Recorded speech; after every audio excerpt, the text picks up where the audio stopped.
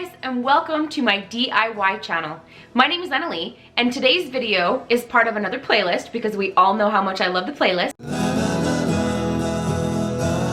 The host for this playlist challenge is Yami from the Latina Next Door, and her co-host is Courtney from Creative on the Cheap. The challenge for today is we have to take something that we have been inspired by, some piece of decor that we really wanted in our home, but we didn't want to maybe spend or buy that. We didn't want to spend the money on it or buy it, and so we are recreating the look for less. So this is the Look for Less challenge, and I have two projects that I do today that I found online, and I recreate them for much less. Let's get started. Okay, this first project I actually found through Pinterest on Etsy. You can see that the price of it is $55 for this planter box, which is actually a really good price, but I knew that I could make it for just a little bit cheaper, and plus half the fun is making it. So let's get started. Safety first, always. This is an 8-foot piece of wood. It's 1x4, and we got it at Home Depot for $1.98 for this whole piece of wood. So I sanded it down, got it all prepped and ready to go, and then I used my chop saw to cut it into 6 equal pieces, which they were about 16 inches each, to make 6 equal pieces. Then I had some painter sticks or some wood that was similar. Actually, my husband had this wood, you guys. A lot of this, my husband's a carpenter, and he makes a lot of stuff with wood, so some of this stuff was honestly left over from his stash, so it was really awesome because I didn't have to go to the store to get this.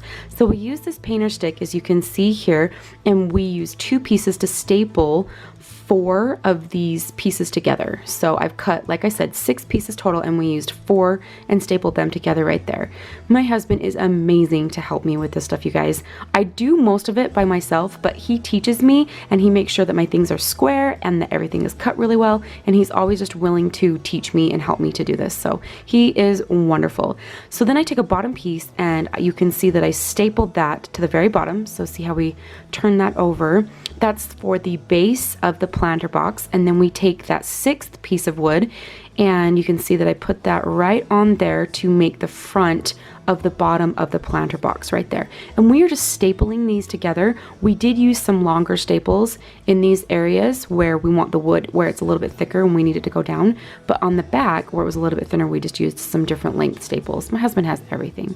Then my husband went ahead and helped me cut these little pieces right here for the sides, and we slipped those right down in. This part, I'm so proud of myself, you guys. I actually did this by myself, and I ended up just putting that over, and you can see that once I get it all situated, square, and ready to go to where I like it and where it looks good, I staple it together. My battery died, and I didn't know, so I didn't get the footage of that being stapled together, but here you can see the raw project. The planter box has actually come together and taken shape.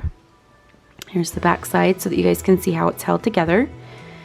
And there's the front for our little planter box. So easy at this point. Here's my favorite stain. You guys know that I love the color Provincial, and you guys know that I love me some stained wood. So I need to change it up a little bit because I'm starting to become a little bit predictable, I think. But I went ahead and I got this stained. And once this was all stained, I left this outside to dry and cure so that I could move on to the next step.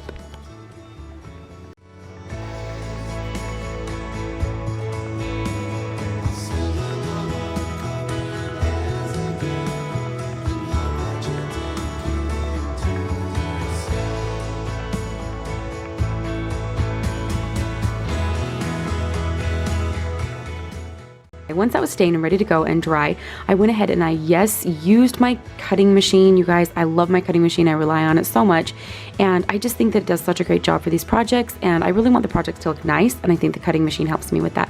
But there are different ways to do these if you don't have a cutting machine. So I try to do different ways so that I'm not always using the cutting machine, but I love my cutting machine, you guys. So I went ahead and I put the vinyl on. I tried to let you guys see how I put the vinyl on for these stencils. The welcome to our home sign was actually a design that I purchased from the Silhouette Design Store with my cutting machine, and then I just used one of the fonts that I had to type our last name. Then I used this white chalk paint. I went ahead and I just painted it on because I love to use the vinyl as stencils.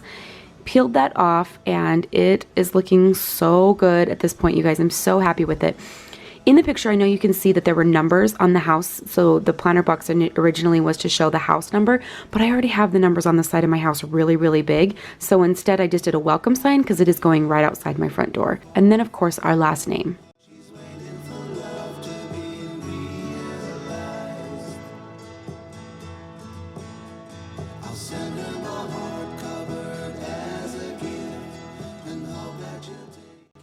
All right, and now I'm gonna go ahead and put some foam down so that I can go ahead and put some flowers in here.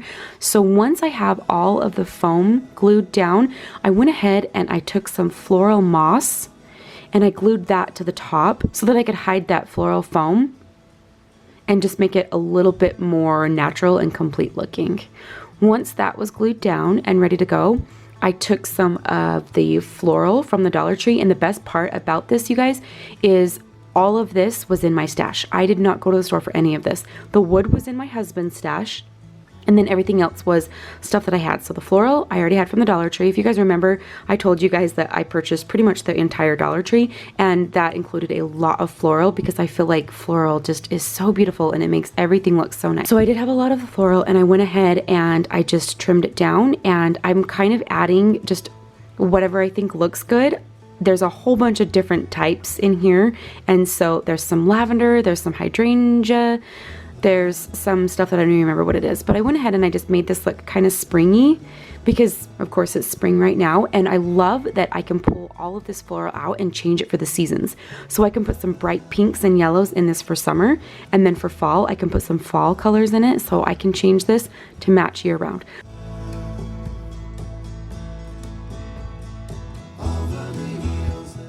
This is the place where I'm going to hang it. This is my front porch. There's my front door, and there's this blank space right here that is perfect for something to hang. So we went ahead, and my husband helped me with this part as well. We put a hanger on the back so that it could hang. Once it was all completed, we hung it up, and I think it looks so good, you guys. And like I said, I was able to make this for so much cheaper.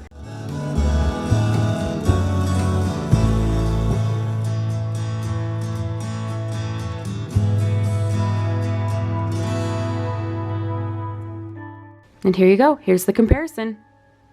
I love how it turned out, you guys. For the next project, I found this on Wayfair for $107.99, so technically $108.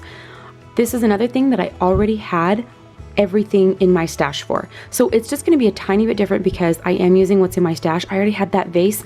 I did not have a shorter vase that's actually a little bit more accurate to the picture, but I had this vase, I had the foam, and I had the floral. I had tons of hydrangeas because I purchased this for another project that I'm actually going to be doing. That's another video that's coming out on Saturday. So this worked out perfectly that I was able to do this, and once again I already had the floral moss. So I just cut the foam down to size, put it in the vase, put in the floral moss around the sides of the foam so that you could see it and hide that foam really well. And then I did already have some Dollar Tree rope because like I said, I purchased the Dollar Tree. So I had that ready to go, and I cut that down to size, and then I just glued that on and I wrapped that around. You guys, does anybody else feel like they're being punked right now? Like, did you guys see the price for that on Wayfair? Did you see the price? It was $108 on sale. I don't understand. Like, I know that I've not been doing this DIY crafting stuff for very long, but I feel like whoever put that on there for $108 was someone who just went to the Dollar Tree and they got all of those things themselves, and then they were like, oh man, I really got something here, and they put it on Wayfair for over $100 and people are buying it. Like, that is highway robbery. How in the world is something like this selling for $108? I mean, it's beautiful. Don't get me wrong. It's absolutely gorgeous.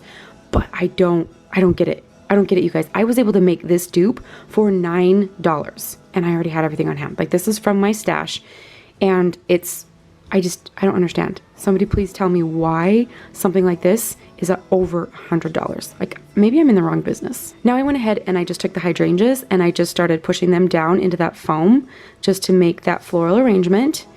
And like I said, I had a lot of hydrangeas, so I just made it a very beautiful bouquet. I also want to do a really quick channel shout out. One of my friends, Zulia, she has a decor channel, and you guys, she made this little bath caddy for when you're in the tub to hold your phone up and stuff like that. It's amazing, and she has inspired me to make that. So I'm going to go ahead and leave her channel link down below so that you guys can go check her out. And if you do, leave her a comment and let her know that you came over for my channel. I know she would love it, and let me know what you guys think, because I think she's pretty amazing and I've been super inspired by her.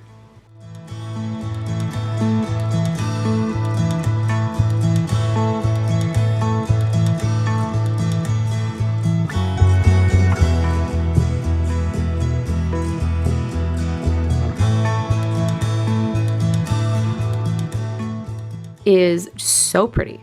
I do like the shorter vase. I will be honest. I do wish that I had a shorter vase, but like I said, I used my stash. I didn't go anywhere. I had these projects on hand and they turned out so good.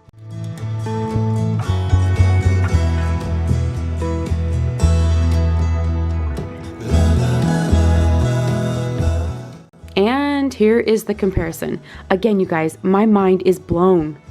And that's it. As always, thank you guys so much for watching. Thanks for being here, and thanks for everything that you guys do. Make sure that you check out the description box down below so that you can see both of these ladies' channels, because they're amazing, and if you're looking for inspiration, you definitely will want to check these ladies out. So it's the Latina Next Door and Creative on the Cheap. Both channels will be linked down below, so go over there and check them out. And I'm just, once again, I want to say thank you to both of them for hosting this challenge so that YouTubers like us can participate in these challenges and make fun things to put in our home, especially for cheap, because who doesn't want to do these things on a budget? So thank you guys so much for watching. Please leave me a comment down below, give the video a thumbs up, and consider subscribing if you would like to come along. We'll see you guys next time. Bye.